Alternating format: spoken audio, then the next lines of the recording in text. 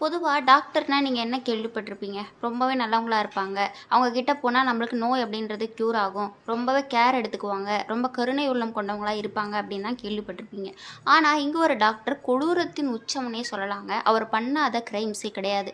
அப்படி ஒரு டாக்டர பத்தின ஒரு கிரைம் ஸ்டோரி தான் இன்னைக்கு நம்மளோட சேனல்ல வந்து பார்க்க போறோம். டெல்லியில நடந்த இந்த ஒரு வழக்கு அப்படின்றது பல பேர் மத்தியில ஆச்சரியத்தையும், பயத்தையும் உருவாக்குச்சு. தேவேந்திர சர்மா அப்படின்னு சொல்லக்கூடிய அதே டைமில் டாக்டர் ஆஃப் டெத் அப்படின்னு சொல்லக்கூடிய ஒரு டேஞ்சரஸான ஒரு பர்சனை பற்றின ஒரு வீடியோ தான் இன்றைக்கி நம்ம பார்க்க போகிறோம். இப்போ வாங்க வீடியோக்குள்ளே போகலாம். நம்மளோட கிரைம் ஸ்டோரி சீரிஸில் இது வீடியோ நம்பர் 34. நீங்கள் நம்மளோட சேனலை ஃபஸ்ட் டைம் பார்க்குறீங்க அப்படின்னா மறக்காமல் சப்ஸ்கிரைப் பண்ணிக்கோங்க. இப்போ வாங்க வீடியோக்குள்ளே போகலாம்.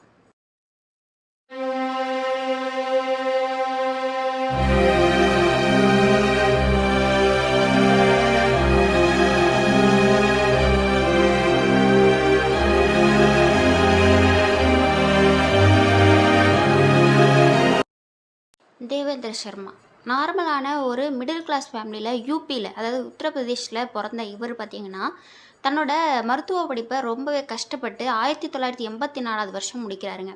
அதாவது பிஏஎம்எஸ் அப்படின்னு சொல்லக்கூடிய bachelor of ayurvedic medicine and surgery, இதுதான் அவர் முடிக்கிறாரு. Ayurvedic doctor.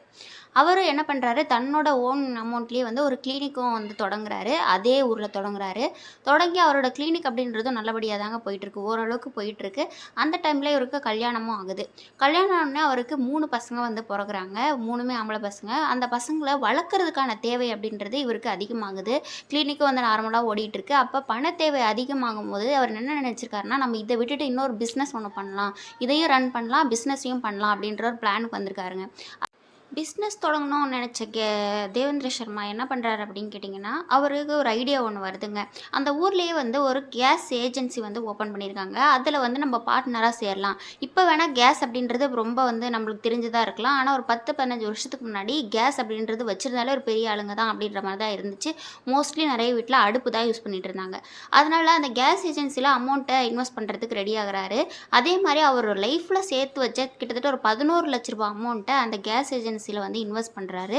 ஆனால் அந்த கேஸ் ஏஜென்சி அவர் நினச்ச மாதிரி போகலை. கொஞ்ச நாள்லேயே அது வந்து காணாமல் போகுது. அது மட்டும் இல்லாமல் அந்த பணமும் அவருக்கு ரிட்டர்ன் வரல. இதனால் ரொம்பவே அவர் டிப்ரெஷன் ஆகுறாரு. ஏன்னா வந்து சேர்த்து வச்ச மொத்த காசும் போயிடுச்சு. கிளினிக்லேயும் போதுமான வருமானம் இல்லை. என்ன பண்ணலாம் அப்படின்னு சொல்லிட்டு யோசிச்சுட்டு தான் அவர் ஒரு முடிவுக்கு வராரு.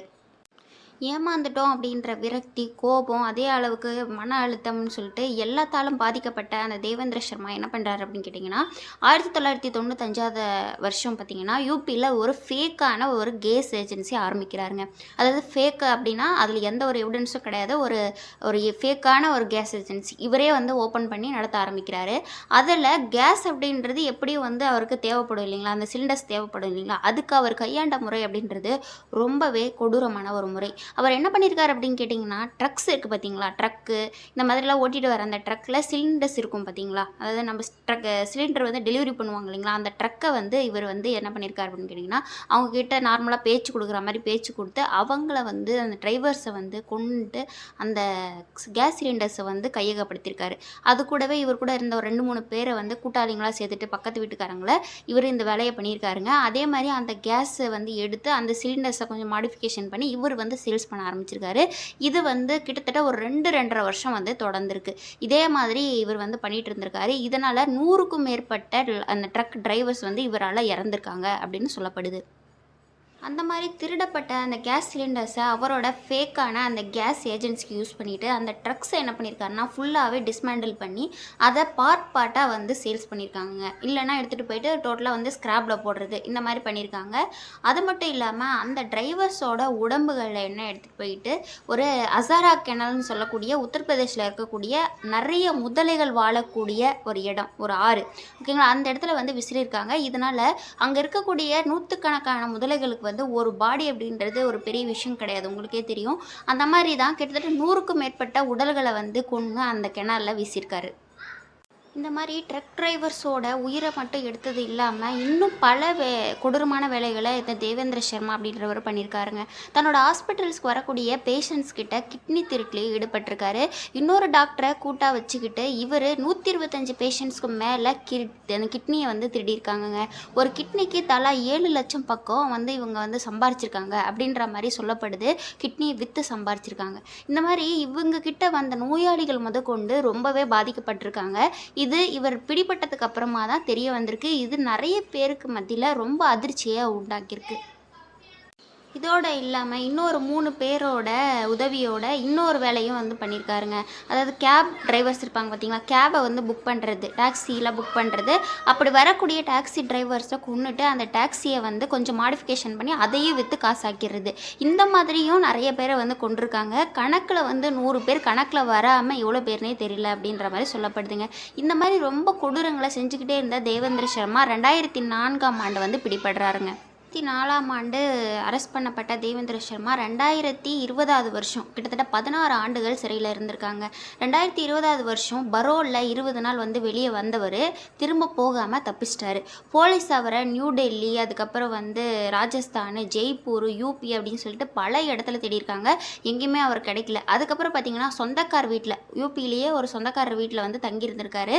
அங்கே போய் பிடிக்க போனப்போ அங்கேருந்து தப்பிச்சு போயிடுறாரு. அதுக்கப்புறம் பார்த்தீங்கன்னா இன்னொரு பெண்ணை வந்து மேரேஜ் பண்ணியிருக்காரு. ஒரு என்ஜிஓ ஒர்க்கரை அந்த பீரியட்லேயே அந்த கேப்லேயே மேரேஜ் பண்ணியிருக்காரு. அதுக்கப்புறம் ஒரு 3 மாதத்துக்கு அப்புறமா வந்து மறுபடியும் பிடிபடுறாருங்க போலீஸ்கிட்ட. இந்த மாதிரி இப்போயும் அவர் வந்து சிறை தண்டனை அப்படின்றத அனுபவிச்சுக்கிட்டு தான் இருக்கார்.